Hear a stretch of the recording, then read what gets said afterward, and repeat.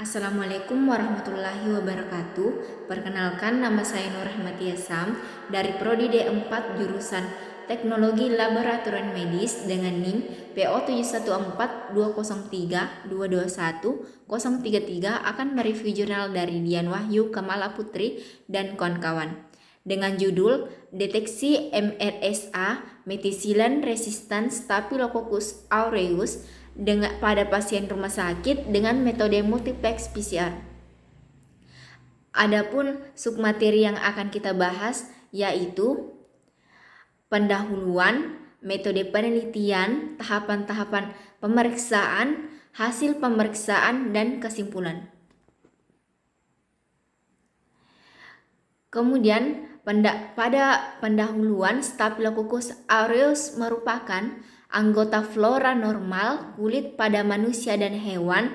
Bakteri ini memiliki reseptor untuk dapat melekat pada sel inang, kemudian memproduksi enzim lisosim ekstraseluler dalam menginvasi dan mengkatalisis fibronogen untuk pertahanan tubuhnya.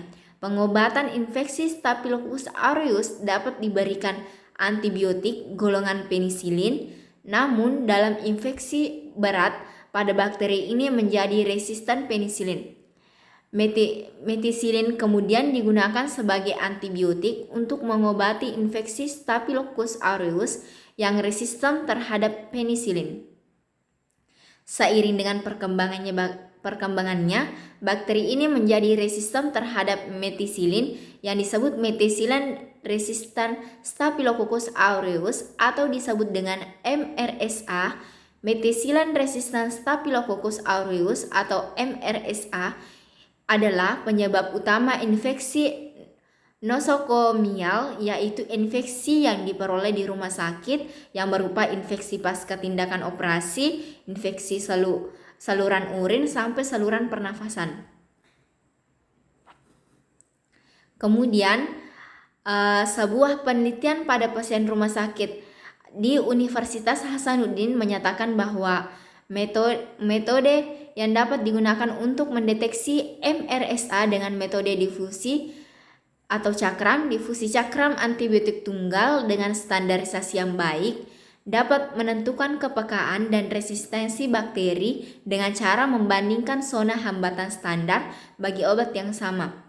Kemudian identifikasi MRSA juga dapat dilakukan dengan pendekatan biologi molekuler, yaitu dengan cara mendeteksi keberadaan gen MECA dengan metode polymerase chain reaction atau disebut dengan PCR. Pada penelitian ini, sampel yang digunakan adalah sampel dari pasien Rumah Sakit Umum Daerah Dr. Mardi Surakarta. Sejauh ini, identifikasi dan deteksi secara molekuler suspek MRSA yang diperoleh dari sampel klinis pasien masih sangat jarang dilakukan. Oleh karena itu, deteksi molekuler pada sampel terduga MRSA diharapkan lebih cepat dan sensitif dibandingkan dengan metode yang lain. Kemudian adapun pada metode penelitian yang digunakan yaitu pendekatan penelitian eksperimental dengan komparatif atau perbandingan. Adapun tujuan penelitiannya yaitu mencari alternatif teknik diagnostik yang tepat dalam hal ini menggunakan metode multiplex PCR. Pada materi selanjutnya itu komponen-komponen PCR. Komponen-komponen PCR yaitu ada isolat pasien Staphylococcus aureus suspek MRSA pada media Na nutrien agar miring. Kemudian media nutrien agar Na, media Brain-Heart Invasion BHI, media Vogel-Johnson agar atau FJA, media MHA Mueller-Hinton agar yang diperoleh dari Sigma atau Aldrich St. Louis MO USA, larutan H2O, larutan NaCl fisiologis, larutan plasma sitrat, larutan kalium telurid, reagen gram A, B, C, dan D, minyak imersi, aquades, alkohol, cakram antibiotik, penisilin, ampicillin, amoxicillin, dan vancomycin. Presto Mini GDNA Bacteria Kit, larutan TE Buffer, larutan primer MAC-A Forward, dan larutan primer MAC-A Reverse, larutan Gotak Green Promec Polymerase Mix Reaction, agarosa bubuk larutan TA buffer, larutan TA, dan larutan marker infutrogen atau SYBR Safe DNA Gelstein. Kemudian pada slide selanjutnya yaitu ada tahapan deteksi MRSA Methicillin Resistant Staphylococcus aureus dengan metode PCR. Yang pertama ada tahap isolasi dan konsentrasi DNA bakteri. Isolasi DNA dilakukan dengan Presto Mini GDNA Bacteria Kit. Putar 1 ml suspensi bakteri sampel dalam mikrosentrifuge tube dengan kecepatan 11.000 RPM selama 1 menit menggunakan sentrifuge. Kemudian buang filtrat dan supernatan dan tambahkan larutan campuran gram buffer dan lisosim sebanyak 200 mikron, lalu vortex dan inkubasi pada suhu 37 derajat Celcius selama 30 menit thermomixer. Selama inkubasi, bolak-balikan mikrosentrifuge tube setiap 10 menit sekali. Putar kembali mikrosentrifuge tube 8500 RPM selama 20 detik, kemudian dilakukan vortex. Setelah itu, masukkan 20 mikron proteinase K, kemudian vortex dan inkubasi pada suhu 60 derajat Celcius selama 10 menit di thermomixer. Selama inkubasi, bolak-balikan mikrosentrifuge setiap 3 menit sekali, kemudian putar mikrosentrifuge 8500 RPM selama 20 detik dan masukkan 200 mikron GB buffer dan inkubasi pada suhu 70 derajat Celcius selama 10 menit thermomixer. Selama diinkubasi, bolak-balikan mikrosentrifuge tube setiap 3 menit sekali, kemudian masukkan 200 mikron etanol absolut lalu vortex. Setelah itu, masukkan 700 mikron suspensi campuran ke dalam kolam spin pada collection tube. Putar dengan kecepatan 11.000 RPM selama 20 detik. Kemudian, pindahkan kolom spin pada collection tube yang baru dan tambahkan 400 mikron WI buffer dalam kolom GD. Putar dengan kecepatan 11.000 RPM selama 30 detik, buang filtrat pada collection tube, dipindahkan ke kolom GD pada collection tube yang baru. Kemudian masukkan 400 mikron was buffer ke dalam kolom GD, lalu putar dengan kecepatan 11.000 RPM selama 30 detik, kemudian buang filtrat pada collection tube. Kemudian pindahkan kolom GD pada collection tube yang baru, lalu putar 11.000 RPM selama 30 menit dan buang filtrat pada collection tube, dipindahkan kolom GD pada collection tube yang baru. Lalu tambahkan 50 PL Elution buffer ke dalam kolom GD dan inkubasi pada suhu ruang selama 3 menit, kemudian putar 11 RPM selama 30 detik, buang kolom GD, collection tube disimpan di freezer untuk proses PCR. Pengukuran konsentrasi DNA dilakukan dengan biofotometer, kemudian campurkan 50 mikron sampel isolasi DNA dan 45 ul ke dalam kufel, kemudian masukkan kufet ke dalam alat, tekan sampel, hasil konsentrasi DNA yang muncul pada layar dibaca panjang gelombang 260 dan 230. Kemudian tahap kedua yaitu amplifikasi dengan PCR. Polymerase chain reaction atau disebut dengan PCR itu dilakukan dengan Gotak Green Promec Polymerase Mix Reaction. Masukkan 30 mikron TE buffer dan 100 mikron primer gen MAC-A ke dalam tub PCR. Kemudian tambahkan 50 mikron polimerase campuran dan 1000 PL sampel DNA yang telah diisolasi lalu spinner. Kemudian masukkan tub PCR selama alat PCR PCR Selexailar 2, mesin PCR diprogram dengan suhu denaturasi 90 derajat Celcius selama 1 menit. Kemudian annealing dengan suhu 62 derajat Celcius selama 1 menit dan elongasi selama 72 derajat Celcius selama 1 menit, serta pada elongasi akhir dengan suhu 72 derajat Celcius selama 5 menit. Kemudian proses PCR dilakukan sebanyak 30 siklus dan selanjutnya yaitu tekan tombol start, tunggu hingga proses PCR selesai dijalankan. Kemudian tahap yang selanjutnya itu ada elektroforesis gel.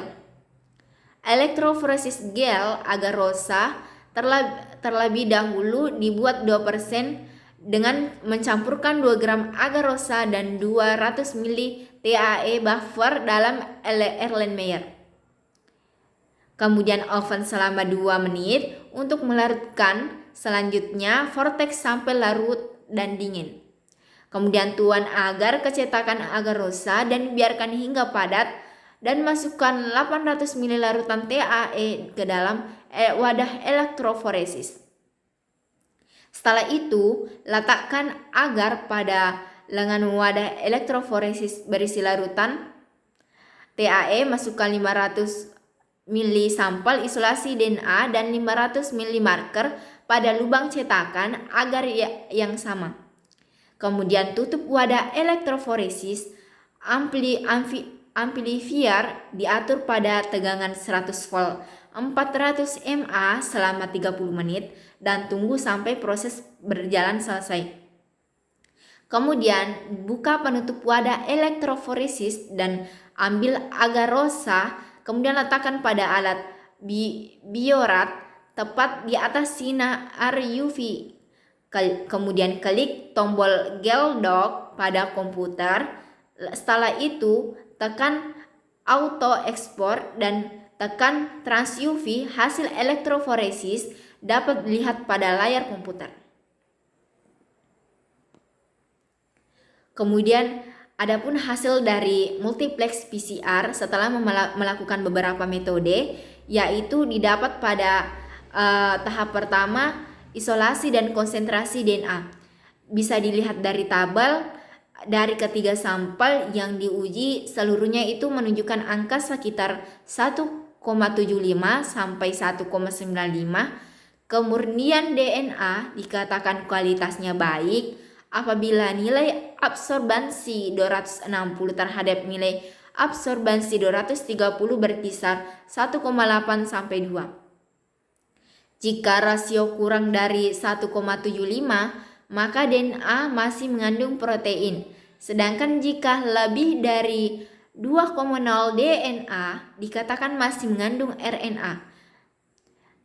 Kemudian hal ini juga dapat diartikan bahwa masing-masing sampel dalam penelitian ini itu memiliki kemurnian DNA tanpa terkontaminasi protein maupun RNA. Adapun hasil PCR yang kedua pada metode visualisasi amplifikasi DNA menggunakan elektroforesis gel seperti yang terlihat pada gambar, yaitu deteksi MRSA dengan metode PCR dilihat dan keberadaan gen MECA ditandai dengan munculnya pita pola DNA yang teramplifikasi dengan panjang pita amplicom 500 bp. Hal ini sesuai pada penelitian Quantaman et al.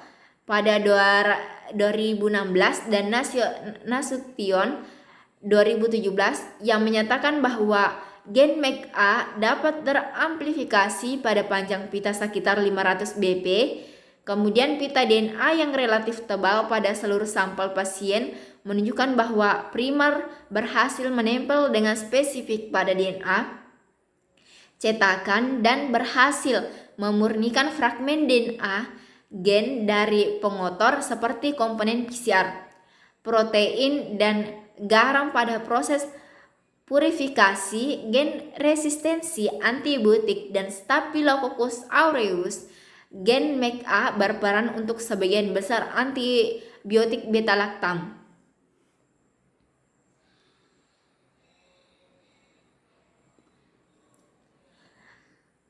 Kemudian Staphylococcus aureus menjadi resisten methicillin atau MRSA karena mendapat sisipan elemen DNA yang berukuran besar dari Staphylococcal kromosom atau SCCMEC sebagai penyandi penisilin binding protein atau PBP. PBP juga adalah protein mutan berbasis kelompok enzim pada membran sel Staphylococcus aureus dan dapat mengkatalisis reaksi transpeptidasi dalam pembentukan peptidoglikan. Metode polimerase dan chain reaction atau disebut dengan PCR juga terbukti spesifik mendeteksi methicillin resistant Staphylococcus aureus MRSA. Dilihat dengan adanya pita DNA yang berukuran 500 BP, PCR memiliki tingkat sensitivitas yang lebih besar dan pemeriksaan kultur khususnya karena hanya membutuhkan jumlah bakteri sebanyak 1 mili dengan konsentrasi 1,10 CFU per mili. Deteksi MRSA dengan menggunakan PCR hanya membutuhkan waktu 9 jam. Namun deteksi dengan menggunakan metode kultur membutuhkan keset waktu 3 kali 24 jam. Metode PCR yang cepat dapat menjadi gold standar pemeriksaan karena dapat mendeteksi secara cepat dan akurat. Kemudian dengan deteksi yang cepat dan akurat akan lebih memudahkan tenaga kesehatan dalam pemberian obat atau treatment pada pasien. Polimerase chain reaction atau PCR memiliki beberapa kelemahan, antara lain biaya peralatan dan reagen yang mahal dan terbatas. Kemudian primer tidak tersedia untuk semua penyakit, kemudian sangat mudah terkontaminasi dan teknik prosedur yang kompleks dan bertahap sehingga membutuhkan keahlian yang khusus. Adapun kesimpulan yang dapat kita jabarkan pada materi ini yaitu methicillin resistant Staphylococcus aureus atau disebut dengan MRSA pada pasien rumah sakit umum daerah Dr. Mardi Surakarta dapat dideteksi menggunakan metode polimerase chain reaction PCR karena PCR ini terbukti lebih cepat dan sensitif untuk mendeteksi methicillin resistant Staphylococcus aureus pada pasien rumah sakit.